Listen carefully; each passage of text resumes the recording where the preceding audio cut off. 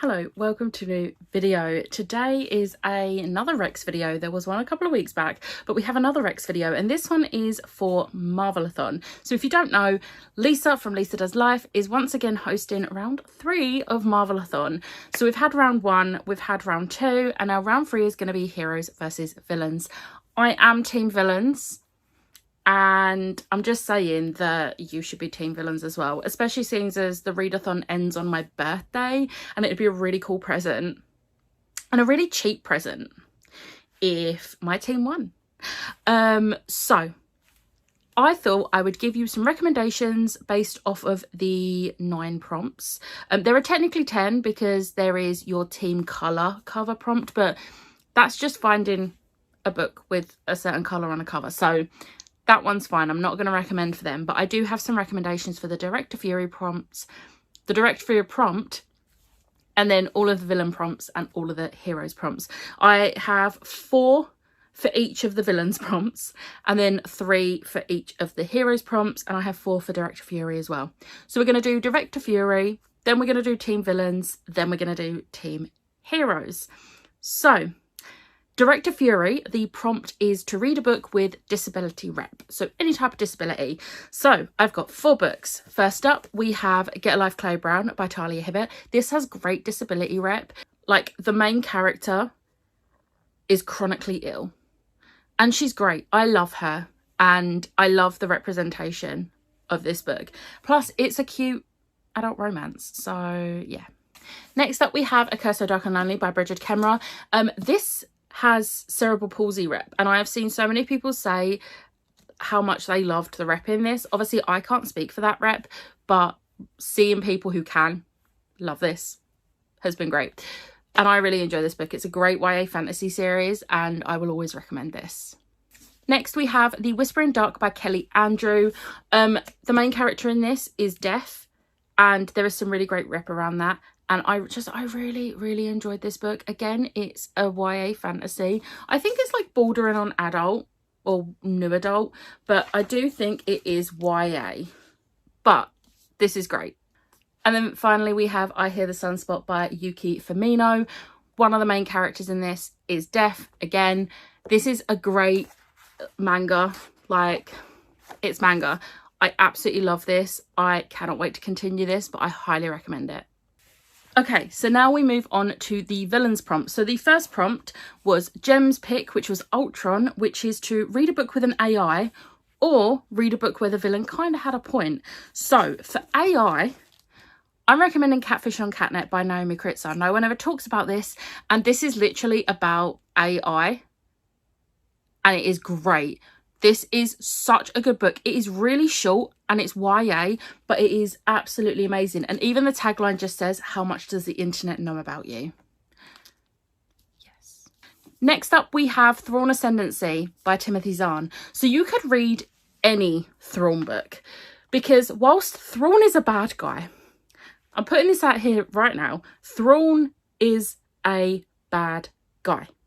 However, I don't disagree with every single point of view he has.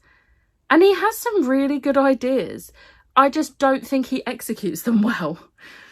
Just saying. But there's the Thrawn Ascendancy trilogy, which is this trilogy. But Timothy Zahn also has a different trilogy, which is just the Thrawn trilogy. And that is also a great trilogy. Also, you don't get double points, but this kind of fits for both because there's droids in this, which is AI. Next up, we have Malice by Heather Walter.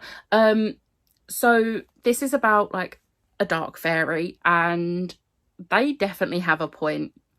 Like, I completely get why they're a dark fairy. Just saying. And then finally for this one, we have Solo Leveling. This has AI in it. Okay, I don't want to show you a page. You're just going to have to trust me. This has AI in it. Next up is the Hella prompt, which was my prompt, and that is read a book with an animal companion or an animal on the cover. So first up, we have Jinxed by Amy McCulloch. This has an animal on the cover, but this could actually also work for Ultron, because this cat is actually like a robot. It's AI. So you could double it up. it would work for both, just saying. But this was a really cute YA, and the cat is the cutest. I really need to read the sequel. Next up, we have Fire with Fire by Destiny Soraya. Now, this has a dragon in it. So it has a dragon, and you might be thinking, dragon isn't an animal. Yeah, it is. You can stretch this. You can stretch this. This is also one of my favourite books. This was so good. It's a YA fantasy with dragons. Like, yes. So yeah, this works. Next up, we have the Rainbow Grey series by Laura Ellen Anderson. Where is he? Is he on here? Oh, he's on the back. So this is Nim. This is a cloud cat. He goes everywhere as Rainbow Grey, and he is the cutest. So animal companion, and he is on the cover. Yes, it's the back cover, but we didn't specify it had to be the front cover. And then the final rec for this prompt is the Spellslinger series by Sebastian de Castell. This squirrel cat, Rikus, is one of the greatest animal companions you're ever going to read about. He is amazing, and he's such a good business partner.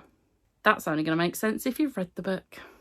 Next up, we have the Agatha prompt, which was from Ash, which is read a book with a comic relief character. So first up, we have The Spanish Love Deception by Elena Armas. The sequel to this, The American Roommate Experiment, will also work because the comic relief character is all of her family. Her family are hilarious and they're just perfect. I love them. Next, we have Rosaline Palmer Takes the Cake by Alexis Hall. So the main character has I think she's 7, her kid. Her kid is hilarious. I absolutely adore this kid. She's great. Next, we have Spellbound by F.T. Lukens. This could kind of be any F.T. Lukens book, but Rook is 100% a comic relief character. Is he also a great character? Yes, but he cracks me up in this. And then the final book for this prompt is Written in the Stars by Alexandria Bellfleur. One of the main characters in this, her brother, is hilarious. And he is actually the main character in the second book, Hang the Moon. He makes puns and he's funny. I love him. He's great. And then the final villains prompt is Venom, which is Andy's character, which is read a book where the characters can't live without each other.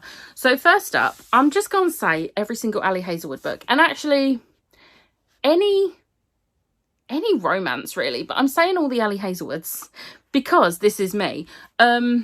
Literally all of them. Next, I'm saying Kingdom of Ash by Sarah J Maas. And again, you could kind of use all Sarah J Maas books because I'm saying this for a certain reason, but also all of them because every single Sarah J Maas book has fated mates. And mates can't live without each other. Next, we have Middle Game by Shauna Maguire. The siblings, they can't live without each other. They need to be together. They're great. I love the sibling relationship in this book. It is just so good. And then we have Truth Witch by Susan Dennard. I've not recommended this book in a while. 2 of the main characters, they're like best friends and they cannot live without each other. Like, need I say more? They're besties. Okay, now we move on to the heroes prompts, which aren't as good because they're team heroes. But first up, we have Scarlet Witch, who is, of course, Chloe's character because Chloe has represented Scarlet Witch on all 3 rounds now, which I love that dedication. But the prompt is to read a book with an unreliable or untrustworthy narrator. This was actually quite difficult for me. So first up, I'm saying This Savage Song by V.E. Schwab because this is sort of like 2 character POVs. And so, for example, in August chapters, there are some things we don't find out about until Kate's chapters and vice versa, especially Kate. Kate does keep a lot of things and you don't find out about them. You don't hear about them in her POV. You find out about them when August finds out about them. So she's quite untrustworthy. She does keep secrets a lot. Next is Love on the Brain by Ali Hazelwood. And the reason for this is not necessarily like she's untrustworthy and unreliable to us because we know what's going on, but she does keep things from people. Like, she runs a Twitter account and we as the reader know about it, but nobody else knows it's her that runs it. So she's quite untrustworthy in that sense. So I am stretching that one. And then the final one, I was really proud of myself for thinking of this one in this sense. So we have The Iron Crown by L.L. McRae. Now, my reasoning for this is one of the POV characters doesn't have his memories. So he's quite unreliable because he doesn't know. So he can't actually tell the truth because he doesn't know the truth. So he is unreliable and untrustworthy. Next up, we have Captain America, which is Meg's character, and the prompt is to read an alternate history book. I actually struggled with this one as well, but the first one, which gave me the idea, was Stalking Jack the Ripper by Kerry Maniscalco. So this is like an alternate history to our history. She's like looking into and trying to solve the Jack the Ripper case. And then in the second one, it's hunting Prince Dracula, escaping from Houdini. And like, they're all like little twists on our history that we know. So these work as an alternate history. Then we have Stolen Time by Daniel Rowlands. My reasoning for this is that this involves time travel. And for me, any book that involves time travel means there's going to be some sort of alternate history. And this is also a great series, and I will recommend this whenever I get the chance. And then the final book for this prompt is From Blood and Ash by Jennifer L. Armentrout. My reasoning is the main character is brought up to learn about this certain history, and then she finds out that might not actually be how history happened, and it's about her figuring that out. So alternate history. The next prompt is Doctor Strange, which was Tori's pick. And for this, it's read a book where the main character's life plans get pushed off track or altered. Now, the first one, I do actually have this book, but it is where I cannot get to it right now. So we're going to just pretend I'm holding it up. We're just going to pretend. But it is Poison Study by Maria V. Snyder. Tori will be very happy I'm recommending this one.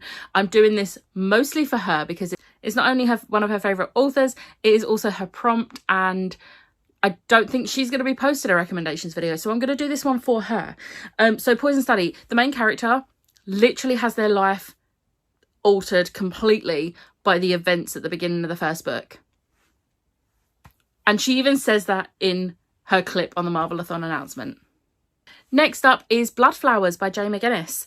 This one, the main character's life is pushed completely off track by the events of this book, and I can't wait to see where it goes. But anyway, yeah, this one definitely works. And this has just come out. So debut author, new release. And then the final recommendation for this prompt is Cinderella is Dead by Kaylin Bayron.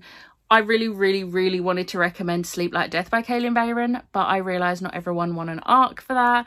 So whilst that one would work so well for this prompt, there's no point wrecking it for a readathon that is like a couple of months before the book comes out. So we're going with Cinderella is Dead instead because this also works.